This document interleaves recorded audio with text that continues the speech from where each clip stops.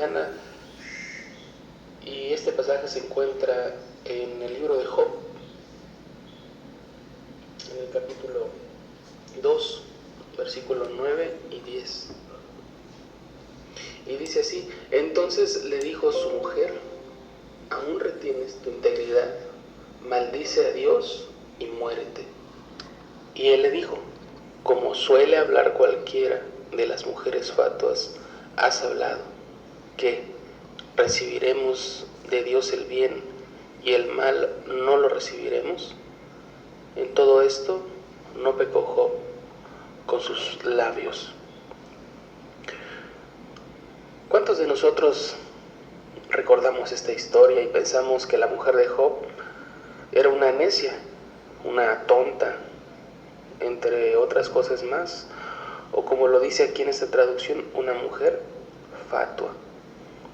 Pero detengámonos esta mañana a mirar un poco de lo que Dios nos quiere mostrar por medio de esta mujer. Sin lugar a dudas, el papel de una mujer es muy importante en todas las áreas de la vida. Sin embargo, el papel de una madre lo supera por mucho. Ya mañana, 10 de mayo, es el Día de las Madres aquí en nuestro país y se celebra a lo largo del año en más de 100 países diferentes, en diferentes fechas. Digo que el trabajo o rol de una madre que desempeña una madre es más grande que otros, debido a que no solo debe tener en cuenta su individualidad, sino que debe de estar sujeta a un marido, si aún vive o aún permanece con él, además de que este marido es un pecador igual que ella, y ella necesariamente deberá tener hijos para poder ser madre. También por lo que dice en 1 de Timoteo 2:15, hablando de la mujer, Pablo dice: pero la mujer se salvará, será restaurada siendo madre, y si permanece con sensatez en la fe, el amor y la santidad. Hermanos, las madres juegan un papel importante en el futuro de las siguientes generaciones de personas. Son ellas quienes preparan a los futuros profesionales, reyes, gobernadores, doctores o cualquier otro adulto. Recibimos de ellas por primera vez el amor, el cariño, la disciplina, la ayuda, los abrazos, entre otras cosas bellas, aunque a veces, lamentablemente, las peores. Sin duda, una madre nos puede cambiar la vida para bien o para mal. Las madres son tan importantes que hasta nuestro Señor Jesucristo necesitó una para hacer algo de lo más importante en la historia de la humanidad, que fue nacer precisamente de una mujer. ¿Qué hace que pensemos que la mujer de Job fue una necia? Fue una mala mujer, fue una mala madre o una mala esposa. A decir verdad, pocos argumentos.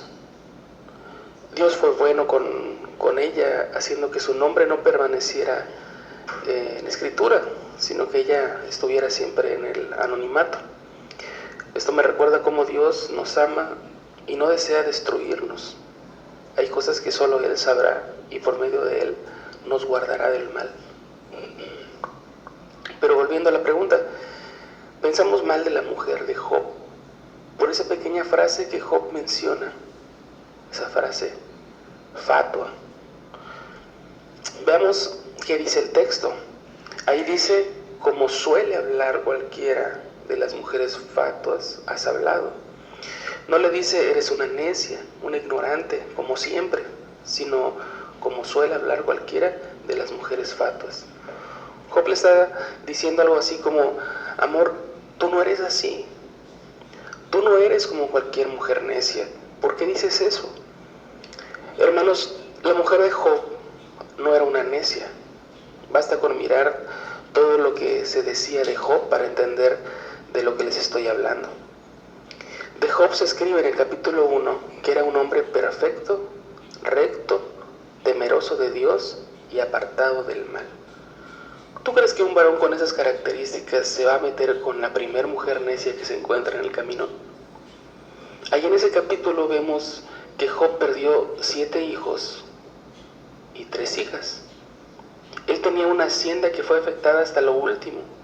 Tenía 7,000 ovejas, 3,000 camellos, 500 yuntas de bueyes y 500 asnas y muchísimos criados. Y era aquel varón más grande que todos los orientales, es decir, el más rico.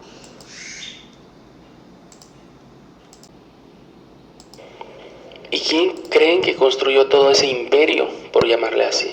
¿Quién cree que administraba todo esto? ¿Solo Job o el matrimonio de Job y su esposa?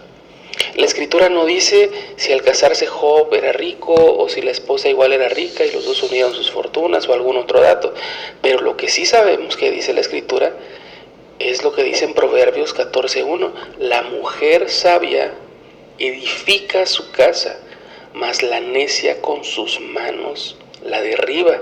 Y en el Proverbio 9:13 dice: la mujer insensata es alborotadora, es simple e ignorante.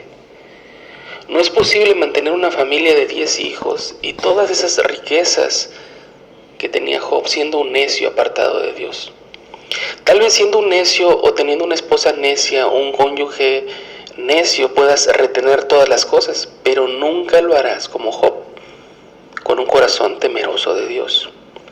Este varón ministraba a sus hijos, oraba con ellos, hacía oración de confesión de pecados por ellos. Su esposa, una madre ejemplar que levantó a esa generación de hijos de Dios. Su esposa seguro era la que escuchaba las dudas que este varón naturalmente tenía, y él se valía de esa ayuda idónea que era ella para administrar sabiamente su casa. Hermanos, la mujer de Job no era una necia, al contrario. Ella no dudó de Dios, más bien dudó de Job. Por eso ella preguntó: ¿aún retienes tu integridad? Es decir, ¿aún estás tratando de pasar como un inocente? Admite que has pecado, maldice a Dios. Eso es lo que hay dentro de tu corazón, sácalo de una vez. Es interesante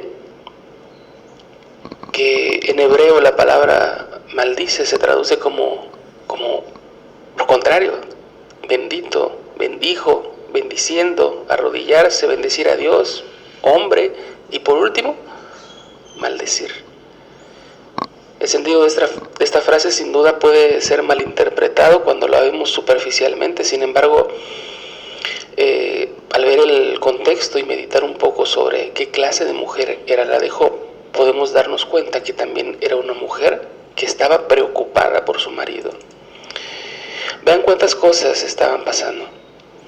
Tal vez en ese momento, acorde a la respuesta de Job, justamente ella estaba dudando que esto malo pudiera venir de Dios, cuando todo este tiempo haciendo el bien como matrimonio Dios los había bendecido. Después de esto, la mujer de Job ya no habló más. Recibió una lección. Fue ministrada nuevamente por su marido, como seguramente lo hacía cuando estaban todos juntos con sus hijos. La mujer de Job estuvo, como decimos, en las buenas y en las malas. Ya al final de este libro, al final de esta historia, en el capítulo 42, del 10 al 13, dice: y quitó Jehová la aflicción de Job cuando él hubo orado por sus amigos, y aumentó al doble todas las cosas que habían sido de Job.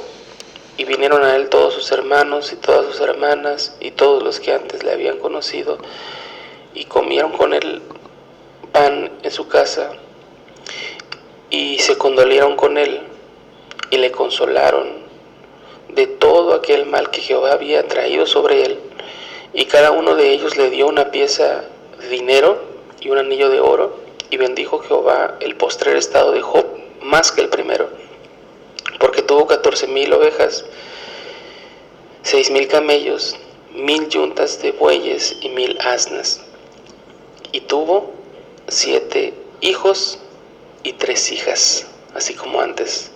La pregunta es: ¿con qué esposa? La escritura no especifica. Sin embargo, hubiera sido algo muy apropiado que Dios nos dejara que le restituyó la esposa, o sea, la cambió.